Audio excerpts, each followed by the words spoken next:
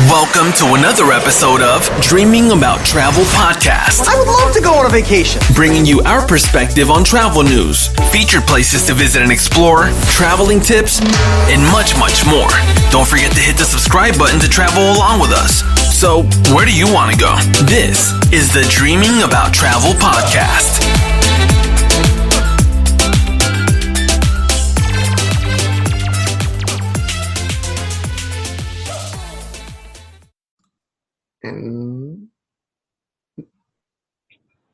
All right. Well, welcome to another episode of Dreaming About Travel. Again, this is Carl Duncan from Fort Lauderdale Dream Vacations, Duncan Desmarais and Associates, and I am joined by the amazing Charlotte Trodden. Here I am. Hi, Carl. How you doing? Good afternoon, and thanks for joining me again. Really, we're getting a lot of great feedback on these podcasts and the information we've been providing out there. We're a fairly new, podcast out there about travel, but hopefully people are enjoying this, and we'd love to hear your comments. So feel free to add comments. We can be reached at kduncan@dreamvacations.com. Or you could, and that's KDUNCAN at dreamvacations.com, or you can do C.Trodden, TRODDYN at dreamvacations.com. So either one of us will be glad to hear from you on your comments or suggestions for future episodes, and we'll even be glad to answer your questions if you send them in to us on one of our future episodes. We'll highlight that. So absolutely. But Charlotte, I know we wanted to start off like we always do with some of our news articles, and you had an interesting one.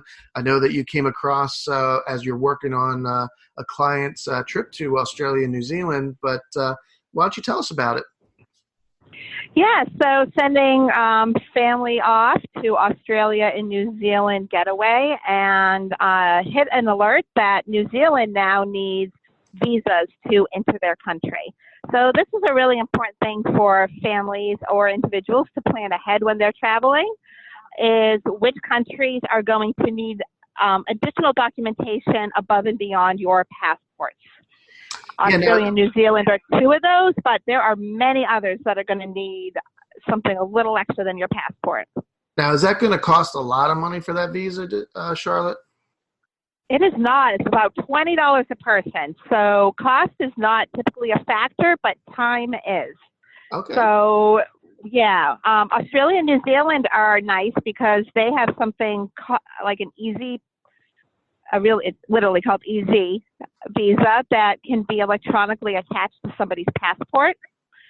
But other countries, especially a lot of places within China and Africa, they're going to require physical visas that somebody's going to need to have on hand before they cross that border. So just making sure that you give yourself enough time to fill out all the documentation and get the approvals is really important.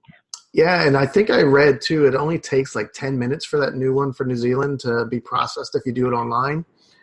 Yeah, the easy one is super quick, and you get an approval almost instantly, and you need to do nothing else after that. It's literally attached to your passport number. And it's good for 2 years and multiple visits, if I'm not mistaken, correct?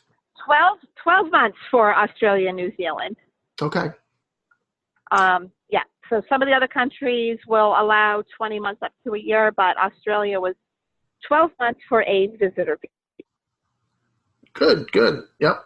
And my article this week is actually about the Norwegian Cruise Line's new ship, the Encore, which just did its sail out from the port there. So excited about this. I know. I mean, the ship looks amazing, and there's actually a video on our Facebook page that you can actually see that actual ship sail out as they do their sea trials. But I just thought I'd highlight a couple of the cool things that I'm really excited about on this. So there is, in addition to the go-karts that they've had on a couple of the other ships, they have a really cool laser tag. And I know laser tag was introduced on some of the newer ships that they've released recently, but this one is based in the lost city of Atlantis and has this really cool octopus squid type thing going through the course. It's really cool. And then it's got augmented reality as well tagged into it, which I think is a really neat feature. Oh, that's kind of fun. My boys would love that. They definitely would. And then I think the other thing is you can actually they have a new slide that is 13 feet over. I'm sorry, the racetrack actually goes 13 feet over the side of the ship as you're actually racing on it. What? Yeah, so when you're doing those go-karts, you go scary. blurring fast around those turns, but you can also... No! So it's going to be really cool. It looks really amazing. Of course, you also still have the water slides, some of the amazing pools, some incredible specialty dining and restaurants. They also are going to have Kinky Boots on there as the entertainment, which was an amazing Broadway show. So definitely recommend anybody that's interested in checking out a brand new ship. The Norwegian Encore is definitely one to definitely check out. Where's the Encore's home port going to be to start? Yep, so that'll be right now they're going to be doing Eastern Caribbean cruises and Bermuda cruises. And so those are going to be basing out of... So Bermuda will be out in New York? So they are the ones for the Eastern Caribbean are going to be out of Miami. And then the ones for Bermuda are actually going to be out of New York. So those That's will exciting. be some New Englanders like those New York cruises. I was going to say, I mean, it's some really nice 5, 4, and 7 night cruises that you'll be able to do on a brand new ship out of New York. So definitely check that out. I think definitely need to go investigate that one for everyone. I'll come back. Let's get the family on there. So I know what our topic this week, we wanted to talk, continuing with some of the things we've been talking about the past couple episodes around family travel. And that's one that you deal with all the time when you travel is, talking about traveling with teens. So I know you had some things that you wanted to share, some tips, as well as some do's and survival techniques is basically where you're at when you're traveling with teens. There you go. All right. Well, then let's hear your survival techniques. All right. So traveling with teens is kind of hit us by storm as a family because we got 3 of them almost all at once. So for those listeners that don't know, we have 3 teenage boys in my household, and we travel with our family all the time. Travel's always been a really important part of what we did. And when they were kids, it was really fun because everything we did was exciting and new and awesome, and they loved to spend time with us. And then they became teenagers, and that totally changed. And they wanted to sleep in the morning, and they didn't like to walk, and they didn't want to do anything with us, and nothing was cool. So we kind of had to change our game plan around a little. So no more hanging out with the parents, huh? No more, like a little bit. We just had to stagger it with a little more independent time was what we found to be the secret ratio. Gotcha. And to kind of act like we didn't really care if they hung out with us or not, because if you act like you don't want them there, they suddenly want to be right on top of you. Hey, it's reverse psychology, right? Exactly. So our first kind of major success that we had was taking a different kind of cruise with the boys. So we had always done cruises where we chose all of our activities together, and we ate dinner together all the time, and we saw the show together. And our first trip on a cruise with teenagers was actually a New York to Bermuda cruise on the Norwegian Breakaway. And suddenly the boys were they had moved out of the kids zone and they were in the teen club. And that, I would say, that made all the difference in their enjoyment of cruises. Well, and I remember the team club that we did with Disney and Liam, how he just didn't want to come home at night from that team or join us on dinner. Yeah. So. We had to set our alarm some nights to go get them. Yep. So exactly. And so Disney was cool because Disney had they had like an older kids club, a preteen club, and then a teenage club. So that was really nice because you didn't have your 13-year-olds hanging out with 17-year-olds, which is that's a major difference in age and what they're interested in and what their parents allow them to do. Definitely.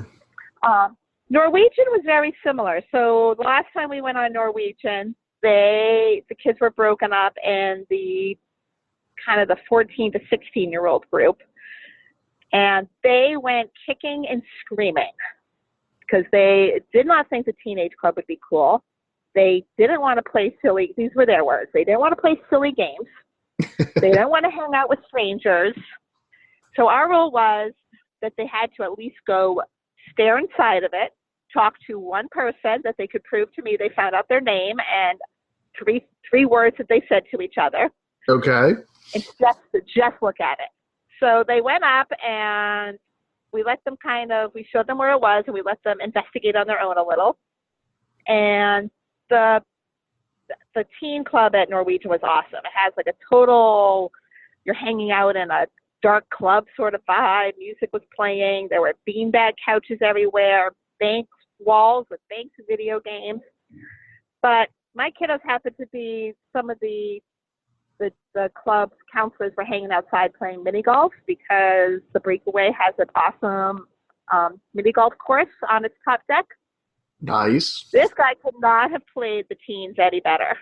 So he hung out and he saw the kids. He's like, hey, what's up? And they're like, hey, you want to play some mini golf? Whatever, I don't care. You play. So they played like 9 holes with him. And while they played, he kind of talked to them about what they were going to do, like during the week. Yep. And at the end, he was like, so you're going to come? And my middle guy was like, oh, no, maybe. And the guy was like, cool, maybe. We'll see you there. We won't see you there, whatever. So of course he went back because the guy was not overly like in your face with clown puppets and it's going to be so fun. He just basically, was trying to be one of them, and kind of saying. Totally right. Yep. So they went back. We had dinner together that night. And the teen club sort of started up around 8 o'clock. And unless we begged them, that was the last time we saw our teenagers all week. Wow. That's amazing. They loved it so much because they just had enough structure and enough freedom that they were setting their alarms in the morning to go meet their new friends that they swore the night before they'd never want to meet. They were off to meet them for breakfast. And then they would go hang out and do some of the structured activities.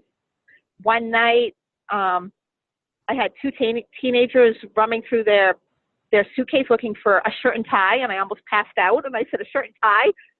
Oh, yeah, we have a fancy dinner with our friends. So the teen club had booked one of the specialty restaurants at no extra charge to us. So they booked one of the specialty restaurants for the teens to go to. And there were like 30, 40 of them that had a reserved table. Wow. They had to get all dressed up. And so they went and they did dinner and a show. It was great. My husband and I kind of felt like we had a little mini vacation and date nights ourselves. And then when we were in the port, we had a ton of family time where we got to go do fun excursions and hang out at the beach. But we didn't have to go back and entertain the kids around the clock. Yep. And we all kind of felt like we got our own vacation. My one thing that I learned, though, that I would never do again is I will always now get a second cabin that attaches to ours, because a week of living with teenage boys and their smelly shoes and sleeping in this will never happen again. That was a lesson learned. It is definitely worth it to pay for a second cabin. I think that's a great idea. Plus, you also don't hear them coming in at midnight then either. So. Exactly right. So so that was my lesson learned to all of us. No, that's fantastic. When traveling with teens is to either get an inside cabin really close to you or get yourself an attached cabin. Great. No, so that was really fun. Ideas. Yeah, and then the following year we tried to shake it up a little because people that will start to hear this podcast know we're a big Disney family and we Disney a lot with our kids. But one year about 2 years ago, we wanted to try something a little different, and we tried the Disney Resort on Vero Beach in Florida. And the kids still tell us today that that was one of their favorite vacations. Yeah, and that's really interesting to hear because, Vero Beach, when you hear of Vero, most people think of it as an older community. It's not really known for having that Disney vibe to it. So it's really cool to hear that. So, like, what is it very much like Disney World, or is it like a totally different? Not even close. I would say that unless you really looked for it, you would almost not even know you were in a Disney resort. It's very subtle. But it has, for people that know Disney and know their attention to detail and their attention to customer service, Yep. that's shown throughout the resort. But the Disney touches were very subtle. So if you're not looking for in-your-face Disney, this was the place to be. And didn't I But what it had, yeah, go ahead. I was going to say, didn't I hear like you guys played game night almost every night or something there? We did. So the very beginning was they were in that kind of like the club, the cruise, they were in that weird teenage awkwardness. Yep. Where they want to participate, but it's not, they don't want to be in the kids' structured games. So, and Vero Beach had so much to do, but they were afraid to kind of jump in and just start themselves. So we thought a fun thing to do would be, we did a parents versus kids week-long competition in which we could utilize all of the amenities that Vero Beach had to offer. Okay. So there was so much that we almost ran out of time by the end of the week. There's tennis courts, volleyball, beach volleyball pits, soccer field, horseshoes, cornhole, pool volleyball. They have bikes that you rent that have anywhere between 1 to 7 mile bike courses along the beach, or into parts of their forest, which were beautiful rides. So we had an ongoing competition of 3 games of each thing, and whoever won 2 out of 3 games got the point for that game, to see who the winners were. Unfortunately, the kids pulled ahead with the last game of volleyball on the last day. The parents almost had them. Mini golf. They have a great mini golf course. And the other great thing is it's right on the beach. So you are literally on the ocean, and you have a private section of the ocean with gorgeous surf, warm water, which we're not used to in New England. So the boys spent a ton of time in the ocean. I'm sure. They definitely didn't like it when they came back to the ocean in Maine and New Hampshire. But this one had a fully certified, and you would have thought, I think he was like straight out of California surf, but they had a full-time surf instructor, so the boys learned how to surf, which they thought was fantastic. They had ocean kayaks that they could take out. They had the paddle boards that you could take out for an afternoon. And the really fun thing is, if you go to Vero Beach in any time between June and the end of July, it's actually one of the largest East Coast areas for sea turtles to come back to nest. And they have excursions where you can meet, like they have zoologists that are out there to teach people about the turtles. You get to watch the turtles when they hatch, run back to the ocean. That's very cool. Which we didn't get to see, but I would love to. Next visit, that's when we're going to plan it. Yeah, definitely. And I also remember you guys talking about trophies that they won or something too.